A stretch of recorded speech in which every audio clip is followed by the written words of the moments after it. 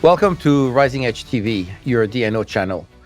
I am Philippe Gouraud, the CEO of Rising Edge, and today I'm here to reopen a D&O file with my panel, starting with Ed Smerlin. Ed, you're the founder of Coverage Matters, and you are a D&O wording expert. Jonathan Swift, a journalist at the Insurance Post, and better known as Swifty. You will bring us your kind of investigative mindset to this review. And of course, Owen Dacey, our very own podcast master, and also general counsel and head of claims at Rising Edge.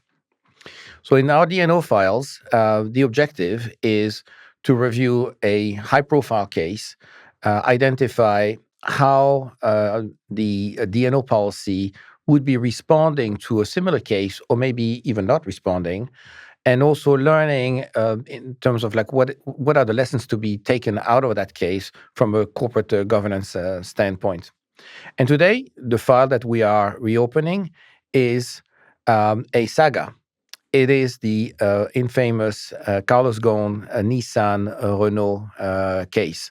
So we'll be traveling a little bit in the world, and I was going to say, maybe this is not a file, but maybe a music box that we are reopening. So, Ed, why don't you tell us, kind of like remind us a little bit about the facts and circumstances of this saga? Thank you very much, Philippe. This is an extraordinary story, this one.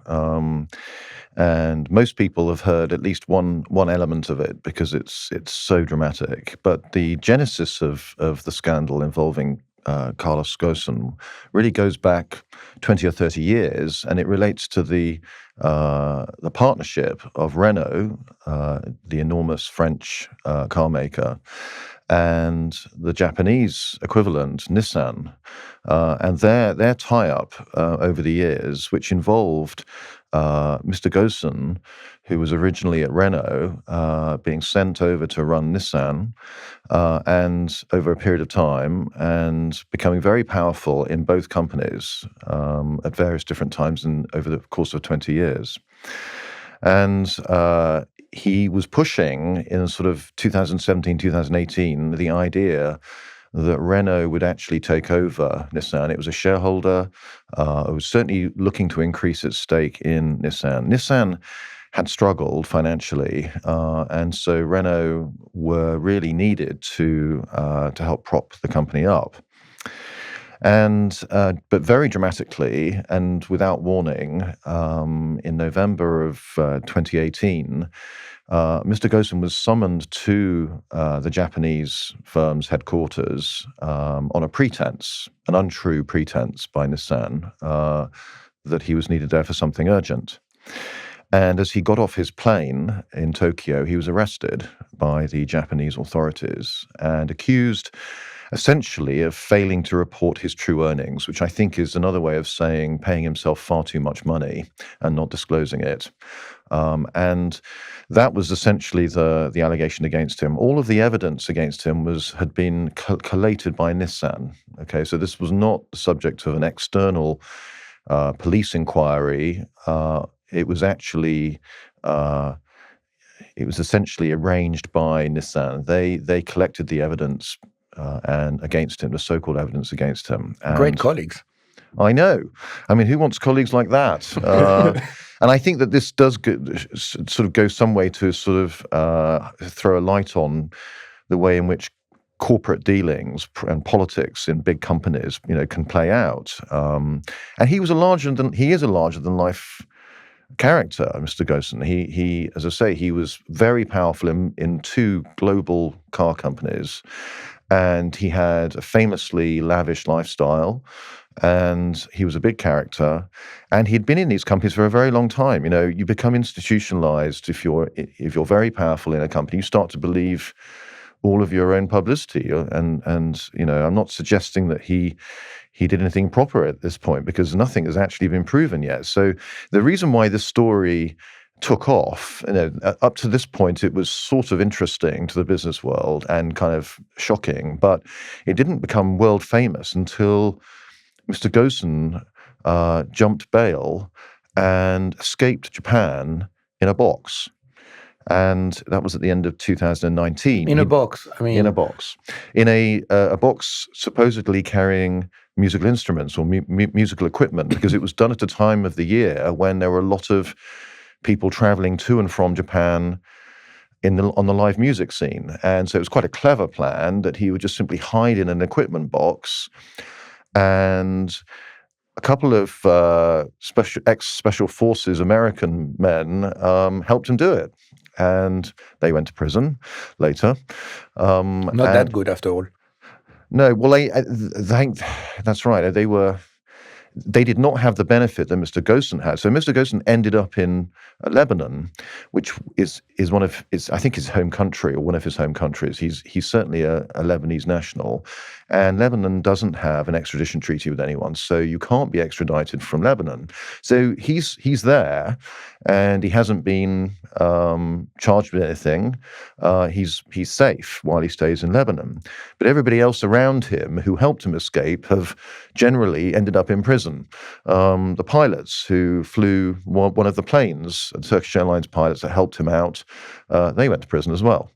So the collateral damage, for other people was quite significant. But he has always maintained his innocence and has always said that it was a setup, it was a stitch-up by Nissan because they wanted him out. They didn't want him to push the agenda of Renault gaining a larger stake and maybe control over that Japanese company. So that's essentially where things are now. He's stuck in Lebanon, and the story probably has a lot more chapters still to come. But it's the escape, the dramatic escape in a box that everyone remembers.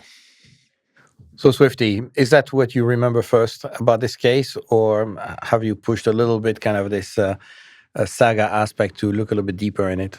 No, I think, as Ed said, I think that is what I think kind of grabbed the attention. I mean, this is such a high-profile case that I think there's 2 docu-series you can watch on kind of TV, on TV to about this one. I think the famous Netflix documentary, which I think quite a few of you might have watched out there. I mean, that the escape is ultimately the thing that grabs the attention. But I think, Ed mentioned it, alluded to it, probably kind of said it already. This is very much a case of Japanese businessmen very much trying to keep one of their symbolic brands Japanese. This is something that they're very precious to them. I think I read that when Mr. Ghosn originally came in to take over Nissan, which Ed said was a failing company. He was really hailed as a celebrity. He came into the business as a celebrity. He was as a celebrity boss.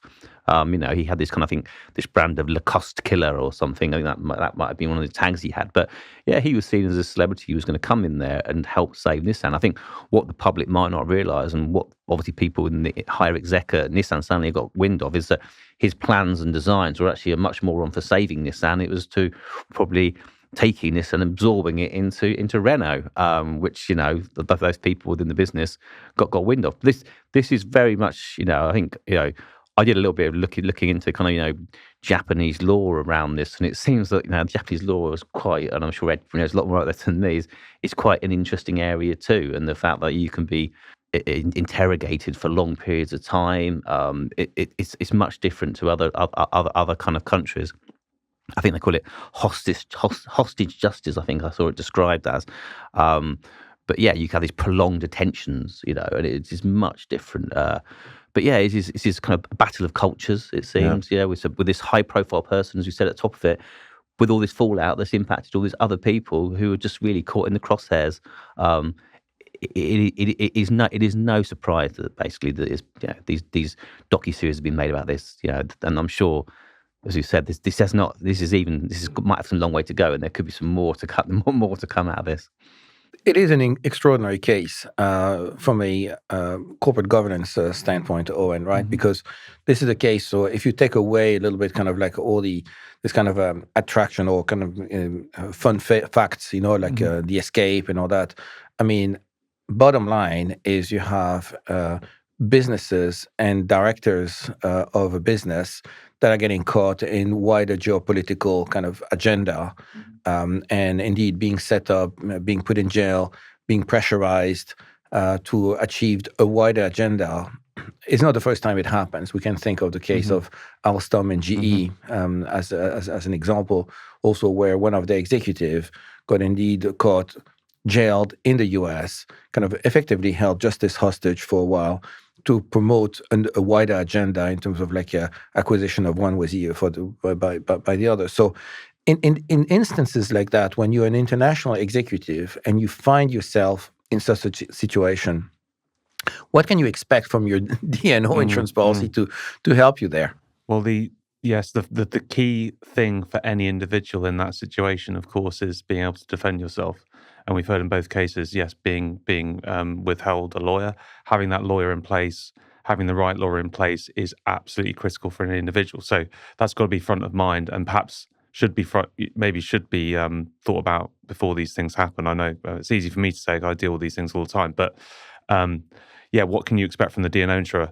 Well, one, I would say find out or get some knowledge around whether there's D&O in place, whether you're covered under that D&O coverage, how it might respond to something like this. So that's the key thing first, because you have to think about, right, how am I going to access that so that these costs get paid? Because I think, again, in both these cases, what's so interesting is that it's a company versus person sort of situation and conflict. So forget about going to Nissan and asking for them to pay. You know, they're not going to be agreeing to indemnify. I don't know for sure, but I wouldn't have expect they would. So yeah, but I think once you've identified the insurer, once you've identified the broker, there's also got to consider that the entity and you're in conflict. You need ethical barriers in place for you to get access to that insurer. That insurer might need to put their own ethical barriers up in place. But yeah, what do you expect? You expect once you've communicated what's happening and provided whatever documentation you have, provided it's a claim that triggers a policy, you'd expect the insurer to then start agreeing to be paying those defense costs of the lawyer who's representing you in the first instance. Because when you think of it, you know, in terms of like putting ourselves in the shoes of Carlos Ghosn, you're summoned, indeed, you called in Japan for so-called an important meeting. You get off the plane, you're being arrested, you're thrown into a jail. You know, it's dark, it's cold, it's humid. You don't have a phone. You know, you would hope that actually you would call HQ saying, HQ, I have a problem in jail. Saying, no, I'm the one who put you there. You know, good luck to kind of find the help, right? I mean, it must be kind of like an incredible wake-up call to any international executive in terms of like, where is your D&O policy and what number do you call? Who do you call, really, at the end of the day, right? Yeah, and there were others dragged in too. There was Greg Kelly, who was one of the directors there too, an American guy, similar situation, called over. And but I think with Carlos Ghosn, I think he probably, luckily for him, he probably did have access to or knew lawyers or had them, you know, people he could call. But that's not personally going to be the case for everyone. Personally very wealthy. Yeah.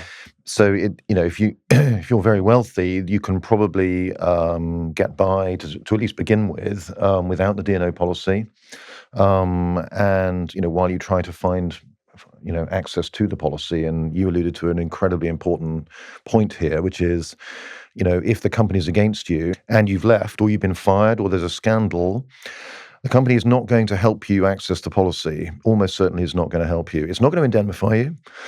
Certainly isn't. I'm pretty sure Nissan would not have indemnified him for anything, because that would have been inconsistent with their allegation that he ripped them off.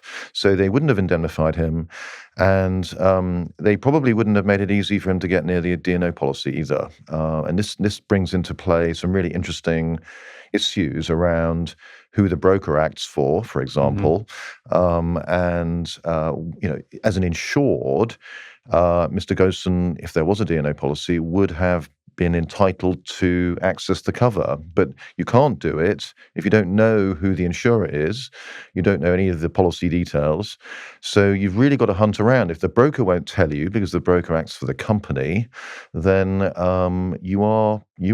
it's very difficult. It can be very difficult to access the policy. So you have to really be a detective and hire people to help you find the insurer, and then notify them. You can notify them directly. You don't have to go through the company, even though The policy has an authorization clause, and it's saying that the company shall represent all of the individuals in relation to notices given under it.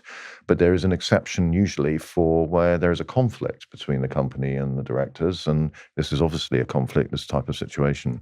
So there wouldn't have been anything to stop him from notifying the policy himself if he could find it. That's the key part. And then, as you say, the insurer would have to have a barrier in place because they will also be dealing with the company as their sort of policy holder, but there is a conflict between the company and the individual, and therefore the insurer's got to be really careful that it has a robust barrier. And I think I read, Ed, that there was even more conflicts because one of the whistleblowers here was given immunity, and then they were asked to lead the investigation, and it seemed that the whistleblower turned investigator again. That's such a conflict. Right. That's right. I heard that too. And then I think if we're thinking about the same person, weren't they then later dismissed? That's right. And there were allegations made against them too. So, it as the insurer, you're thinking, okay, which hat is this person wearing in their dealing with me? It was very complicated. There's one other thing. I'm nerding out a bit on the D&O coverage here, but just bear with me a bit longer. But the other thing that occurred to me was the issue of the internal investigation, the knowledge of the people within the company, and they're buying it. And then what knowledge do they have pre-inception about what's gone on there? And does that, or could that potentially invalidate the coverage itself because people had knowledge of the fraud before or whatever? In most cases, it won't, that knowledge won't be imputed to people that need to access the policy. But yeah, it's just another thing that occurred to me when thinking about this case. And in fact, this is like from discussions like this that we realized in terms of like, generally speaking, the world of D&O insurance, kind of the product itself evolved more and more towards like kind of a corporate liability protection and kind of like left a little bit the personal liability and personal protection aside, which led us actually to launch Net Protect, which is kind of, and I think, this case really illustrates, how isolated an individual director, however powerful it might be at a certain point in time, can find themselves isolated. Swifty, have you come across other cases like this or circumstances where you see like this kind of like conflict of interest kind of eventually turning against an individual? Can you think of other instances like that? I genuinely couldn't think of anything on this kind of scale and that kind of had, this kind of, cross-border kind of, like you said, geopolitical, multinational kind of aspect to it. If I'm honest with you, it is. I think that's why I keep saying it. This is why this case does stand out and why it has been kind of featured, so heavily. It is really this cult of a personality who was almost like bigger than not one business but two businesses. And they, like I said, that they did live a very lavish lifestyle.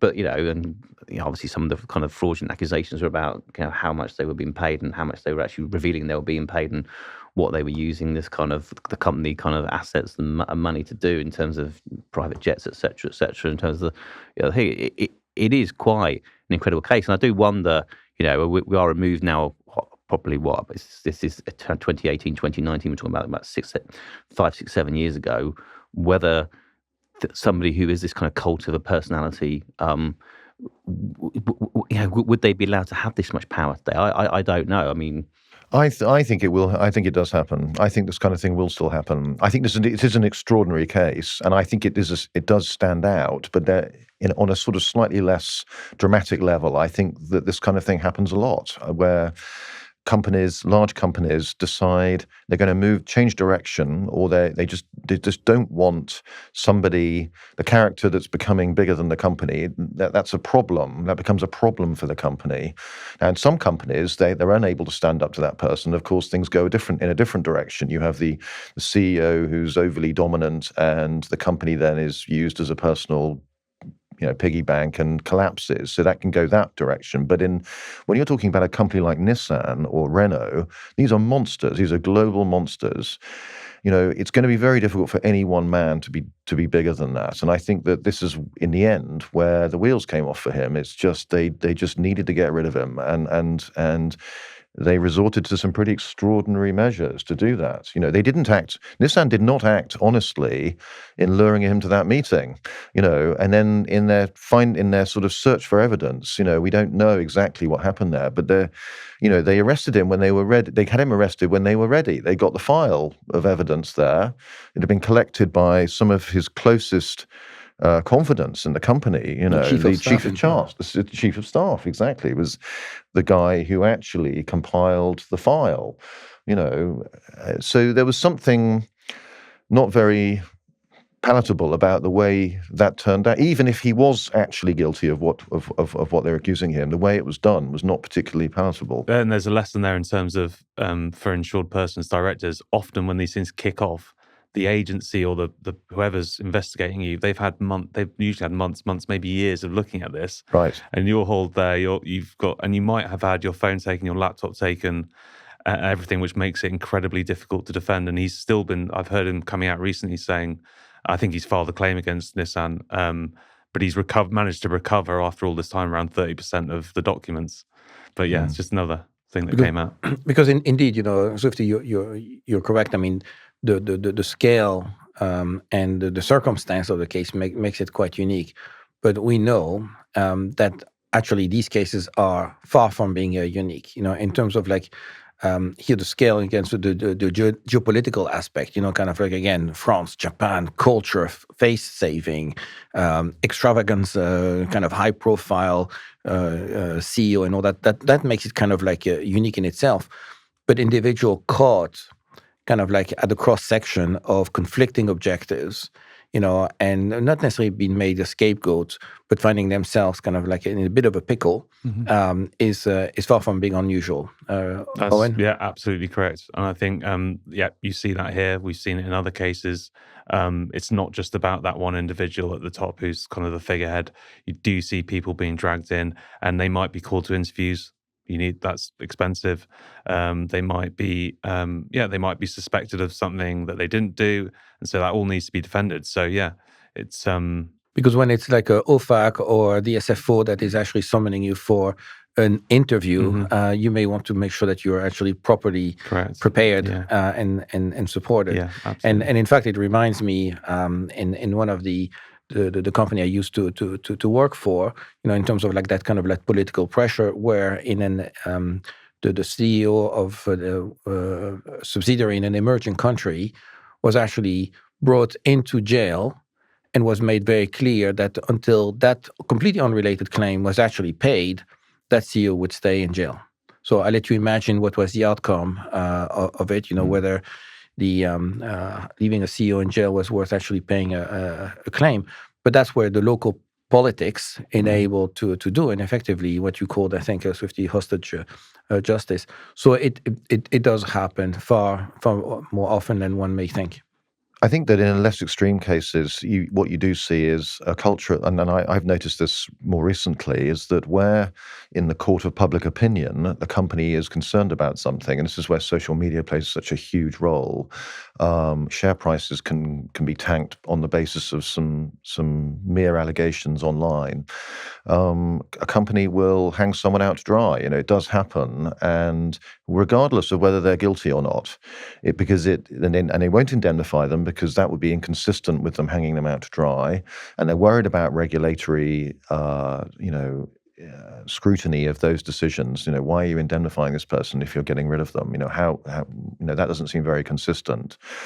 So even if the person hasn't actually done anything, or they're not guilty of whatever they're being accused of, the concern that the company has about its reputation overrides any worries of being sued by the director. That becomes subsidiary to the overall concern to promote the good standing of the company. And so you do find these people are thrown out in the cold quite rapidly. So Ed, do you think? So I think subsequent to this, Renault now have bought their own, action, haven't they, against Carlos? And it kind of does that kind of play into that they're kind of cover their own backside, so to speak? That is a really interesting development, because I think until the French, started to investigate potential misdealing, it did look as though it was just a setup by Nissan. But the French have independently investigated or been investigating this. And from Renault's side, there appear to be allegations now in relation to his conduct, similar types of conduct, while he was at Renault. And so, that to me, that does slightly change the complexion of this from a guy who's been unfairly targeted and set up to maybe there is some fire with the smoke. It isn't just in life. I think these things tend to be a bit muddled. He probably put himself in harm's way by the kind of lifestyle and celebrity that he had. He would have had a target on his back, and when you're that big and that successful, you probably will do things that fly close to the wind, and I sail close to the wind. And I think that probably, there may be enough evidence to look into certain things, but he hasn't been charged by the French. They've investigated it. They haven't charged him with anything. So that's sort of hanging at the moment. And there's just an interesting aspect to that. This was what's been going on for 6-7 years now. And when I think about all the claims that have happened in that time, he's sued Nissan, Nissan have sued him. You've had regulatory investigations in Japan, in America, in France as well. So I think it's important to note in cases like this that basically this can go on for this amount of time. You have multiple claims. The issue is, do they all relate together? Do they go on one tower of insurance? Do they trigger multiple policies? These are the kind of things the insurers are thinking about, because a single event like that can kick off all these different things.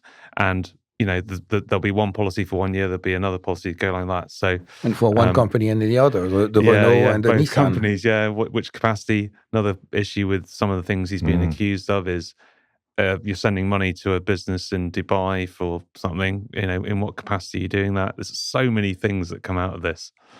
Yes, his dual roles, presumably Renault and Nissan had separate D&O policies, but he had roles on both at the same time and at different times. And therefore, you're quite right to say, which D&O policy picks up which element of this problem. And they are definitely related, but he would have had the benefit of two limits, because I don't think there would have been any. It's unlikely that the two policies would have had any sort of interconnection in terms of limits. So probably if he could access the policy, then there would be two towers available. It's an unusual situation for that, I think. Yeah. So I think, so we've identified already a number of issues there, right? In terms of one, being able to access the policy or policies. If you're an individual, how do you access this? What happens is that actually the policy are invalidated. And you raise that point, Owen, because maybe the declaration were fraudulent. There were knowingly facts that were not disclosed, and the insurer may be able to escape its obligations.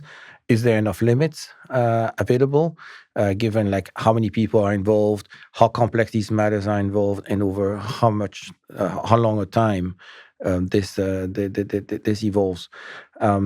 So, given all of that, Owen, what would you what would be your couple advice you would give to an executive when it comes to their D&O coverage?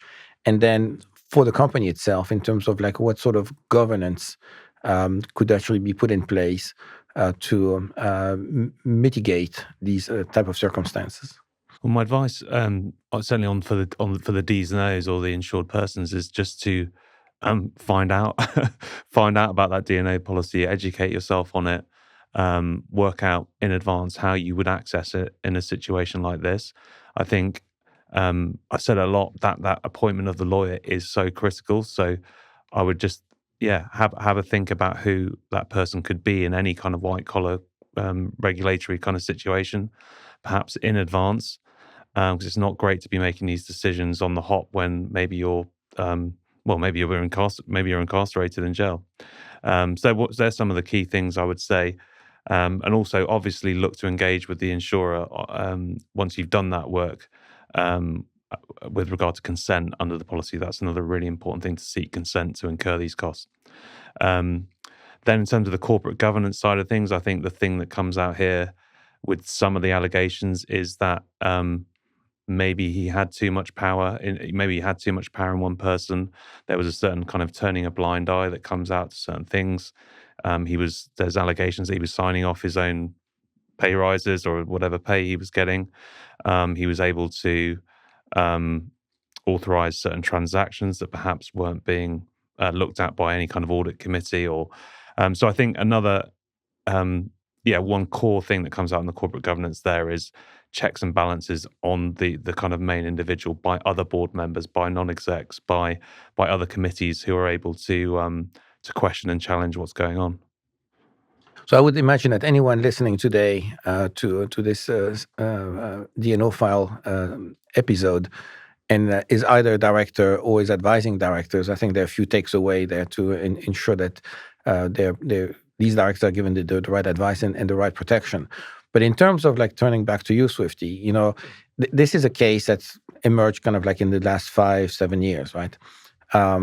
And if you were to replace the name Carlos Ghosn, the name of Renault, the name of Nissan, and kind of like that kind of circumstances, geopolitical, incredible influence, being chief exec of several companies, all this potential conflict of interest. Does that kind of sound familiar? Well, that's given the current... He's not going to close your X account, so don't worry. No, but I mean, in the current geopolitical world we live in today with, all various conflicts, et cetera, I mean, yes, this is, you can probably take the kind of the circumstance and put some different names there. And I suppose, the one take home here is, before you get on an aeroplane, just make sure you know what that meeting is really about, genuinely about. And if you have any suspicions that any of your close people you think are close to you, might be trying to stab you in the back, just think twice about it before getting on that airplane. But I think, yes, you can rinse and repeat, perhaps, like you say, Philippe, with different names, different countries, different companies. Ed, what about you? Does that ring a bell? Do you have any thoughts about this in terms of like either advice or recommendations to give to people who advise directors, whether they're being solicitors, brokers, or Well, I think Nissan is an extraordinary case because it's rare that it is quite rare that you'll have somebody who's so powerful in two rival companies, and there were conflicts of interest. I mean, there must have been conflicts of interest. Renault was looking to increase its stake in Nissan. I think where you are representing more than one interested party in the same thing, I think that is a very dangerous area to be involved. And I think just being very clear yourself about where the lines are, where the conflicts are, being very open and document decisions that are taken collectively with other people's, and the document, ultimately, if you're in court, it's the documents, because people will say whatever they can to, paint the most favorable picture for themselves. It's in the end, it's the documents that the court will probably attach the most weight to, because that's contemporaneous. And I think there's still no substitute for making sure that decisions are properly documented, both when you're in Renault and when you're at Nissan, or when it's not clear which you are, being really clear about where your line is. So I would say that's probably my takeaway. Hang on. Owen, what is your final takeaway on this example? My key takeaway on this one, I think, it comes out of this and Alstrom as well, is that when thinking about potentially moving to another jurisdiction that's very different to the one you're used to, think twice and think about maybe the legal environment you're entering, the political environment you're entering, and find, you've done your homework and you want to proceed. Just think about maybe some of the protections you might need, because like Ed said, I think that is the danger zone when you're in between two countries, thinking about laws in different places. So that would be my takeaway. Thank you, Owen. Well, Owen, Swifty, Ed, thank you very much for joining me in today's episode of the D&O Files, which I shall be closing. And until the next time, thank you.